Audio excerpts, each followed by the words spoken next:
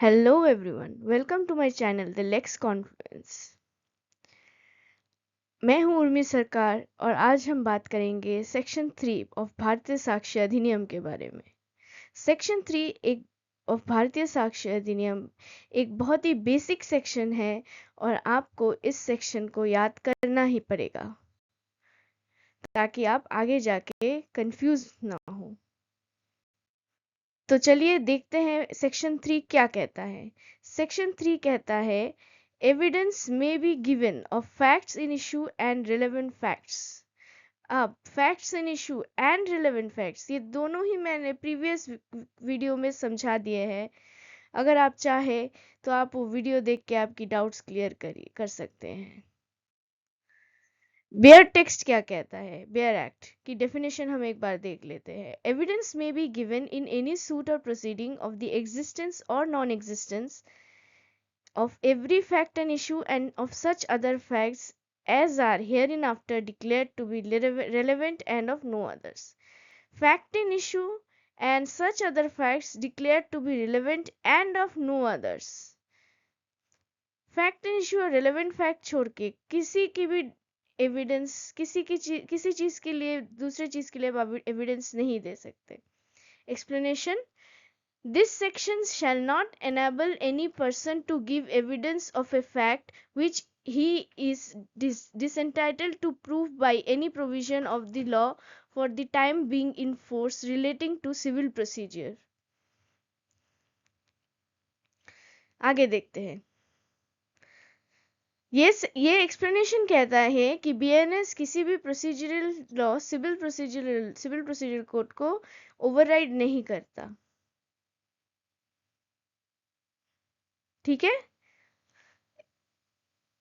अगर civil procedure में कोई भी ऐसा सेक्शन है जिसमें एविडेंस देने से डिसेंटाइल किया गया है पर्सन को, तो वो पर्सन को एविडेंस देने का हक नहीं है। ठीक है, अब आगे बढ़ते। Code idea: only two kinds of facts can be proved, एक फैक्ट एंड इशू, दूसरे relevant fact and nothing else. ये एक golden rule of law of the evidence है, इसे आप याद रखें। ये बार बार मैं क्यों बोल रही हूँ, क्योंकि आपको ये याद रखना है। Fact and issue and relevant facts, इन्हीं दो चीजों के लिए आप एविडेंस दे सकते हैं। ये एक रेस्ट्रिक्शन क्लॉज है। रेस्ट्रिक्शन क्लॉज कैसे है? ये बोल देता है कि आप किस चीज का एविडेंस दे सकते। एक फैक्ट इन इशू और दूसरा रेलेवेंट फैक्ट छोड़ के आप किसी भी चीज की एविडेंस नहीं दे सकते। ये प्रिवेंट करता है इररिलेवेंट और रिमोट फैक्ट्स को एज ए एविडेंस सबमिट करने के लिए, क्योंकि वो कोर्ट का टाइम वेस्ट करेगा। For example, in a theft case, you cannot give evidence that accused had quarreled with his neighbor years ago. Irrelevant. तो देखिए चलते हैं। The court may receive evidence to prove or disprove facts in issue. Since trial revolves around fact in issue, naturally this must be proved or disproved. किसी भी fact in issue को prove या disprove करने के लिए evidence दिया जा सकता है। ठीक है, Since trial revolves around facts in issue, naturally these must be proved and disproved. Example, in a murder trial, whether A stabbed B is a fact in issue. Evidence may be given on it. एक murder trial है, B की death हो चुकी है, क्या A ने B को stab किया है, क्या उसी की वजह से एक B की डेथ हुआ है? ये एक मेन फैक्ट इन इशू है उस केस की, तो उससे रिलेटेड आप एविडेंस दे सकते हैं। Evidence is also admissible for relevant facts. Relevant facts क्या होते हैं? Connected and supporting facts that helps court to prove or disprove fact in issue, जैसे motive, preparation, conduct, res gestae, ये आगे हम पढ़ेंगे। ठीक है, supporting facts of facts in issue, ये होता है relevant facts। ये वीडियो बना के रखी है मैंने, आप देख लीजिएगा उस वीडियो को। Example, in same murder trial, motive A had enmity with B is not a fact in issue, but it is a relevant fact. A का मोटिव, A ने B को क्यों मारा, ये क्या मोटिव था, क्या मोटिवेशन था, ये एक रेलेवेंट फैक्ट है, ये फैक्ट इन इशू नहीं है। ये तो समझा ही दिया है मैंने आपको। नेक्स्ट चलते हैं। Explanation. This clause prevents overlap with civil procedure code. In civil cases, certain facts may be barred from being proved due to pleading rules. Example, under CPC, a party cannot prove a fact not pleaded in their plain or written statement. Section 3 does not override those CPC rules. CPC के कुछ rules होते हैं जो in civil cases जो कुछ party को बार करते हैं कि किस एक चीज के लिए आप एविडेंस नहीं दे सकते, प्लीडिंग के रूल होते हैं, तो वो सेक्शन ओवरराइड नहीं होता। ठीक है, बीएसए से। सो वही फिर से मैं दोहरा रही हूँ, 2 कैटेगरीज के एविडेंस आप दे सकते हैं, फैक्ट इन इशू और relevant fact. Nothing else is admissible and civil procedure के रेस्ट्रिक्शन अप्लाई करेंगे। अब देखते हैं रिलेवेंसी एंड एडमिसिबिलिटी। ये क्या चीज है भाई? रिलेवेंसी का मतलब क्या है? Relevancy means logical connection between two facts. A fact is relevant if it helps the court understand or prove another fact in the case. In other words, relevant equal to logically connected. दो fact है, देखिए example से समझते हैं। A is accused of murdering B. A bought knife one day before the murder. This fact is connected to it with the case. Therefore, it is a relevant fact. A और B का murder हो गया। A ने क्या किया? उस murder के एक दिन पहले चाकू खरीदा, तो ये क्या हो गया? उस केस से रिलेवेंट हो गया। ए ने चाकू क्यों खरीदा भाई? मर्डर के लिए हो सकता है, तो ये एक रेलेवेंट फैक्ट हो गया। Logical connection between two facts is called relevancy. ठीक है, अब आते हैं admissibility. Admissibility means whether a piece of evidence is legally allowed to be received and considered by the court. Admissibility simply means the legal permission to present and rely on evidence in court. अच्छा, ये relevant fact है, तो ये relevant fact है। क्या ये court admissible है? क्या ये कोर्ट लेगा एज एविडेंस रिलेवेंट फैक्ट को? हर रिलेवेंट फैक्ट को क्या कोर्ट एडमिशन करेगा? ये कोर्ट के ऊपर depend. Many people think that if a fact is relevant the court will automatically consider it. That is not correct.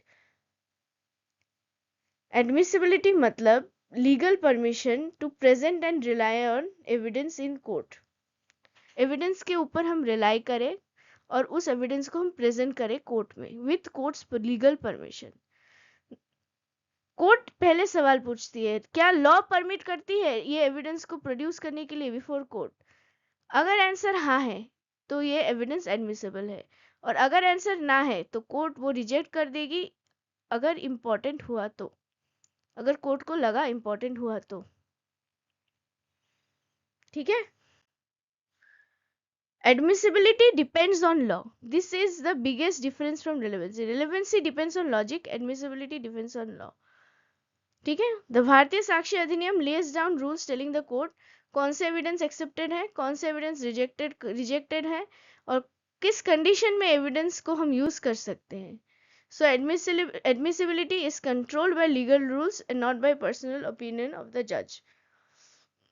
भारतीय साक्ष्य अधिनियम में लिखा गया है कौन से एविडेंस हम दे सकते हैं। हस्बैंड वाइफ के बीच में कम्युनिकेशन हो, जितना भी प्राइवेट कम्युनिकेशन हो, कुछ भी, हस्बैंड ने मर्डर कर दिया, हस्बैंड ने एक जन का मर्डर कर दिया और वो वाइफ को आके बोलता है कि मैंने इसका मर्डर कर दिया, क्या वाइफ पुलिस को बता सकती है? पर ये क्या है, वाइफ की स्टेटमेंट कोर्ट में रेलेवेंट होगी?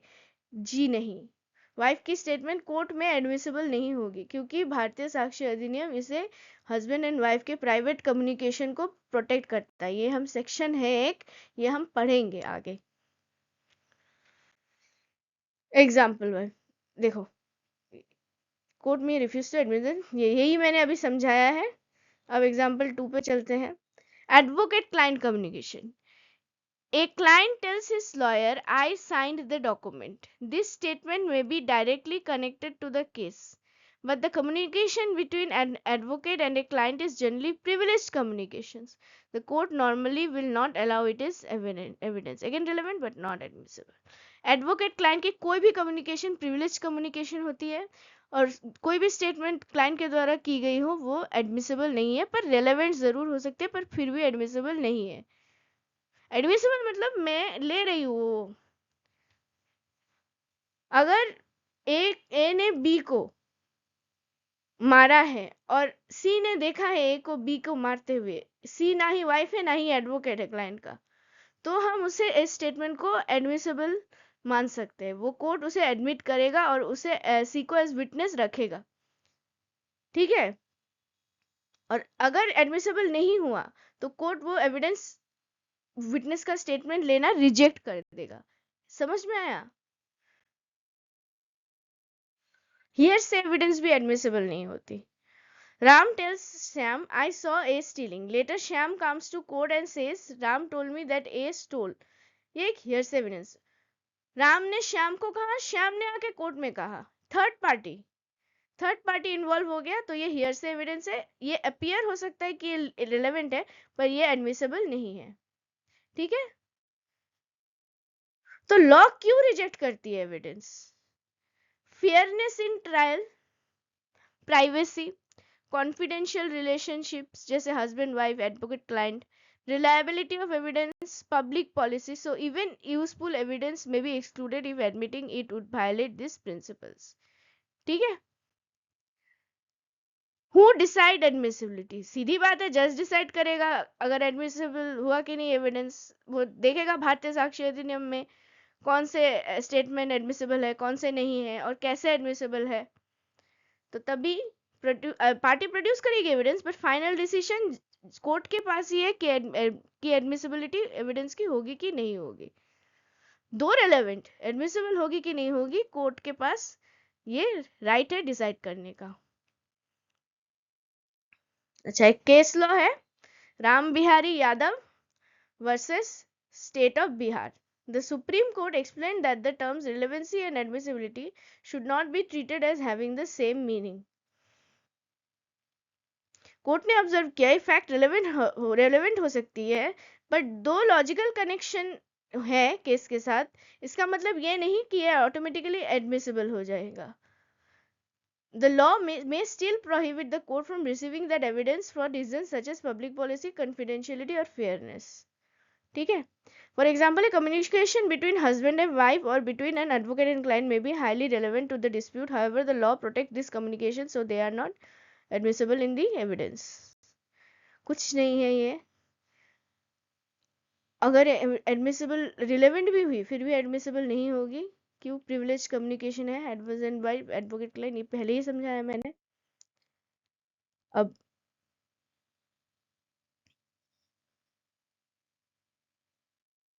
राम बिहारी शॉर्ट में एग्जाम में आपको ये इतना ही लिखना है. The supreme court clarified that relevancy is based on logical connection whereas admissibility is determined by legal rules. A relevant fact may be excluded if the law does not permit its admission. Illustration A. A is tried for murdering B. Facts in issue क्या है? A beat B with a club. A caused B's death. A intended to kill B. ये सारे relevant facts हैं. Facts in issue है. ठीक है.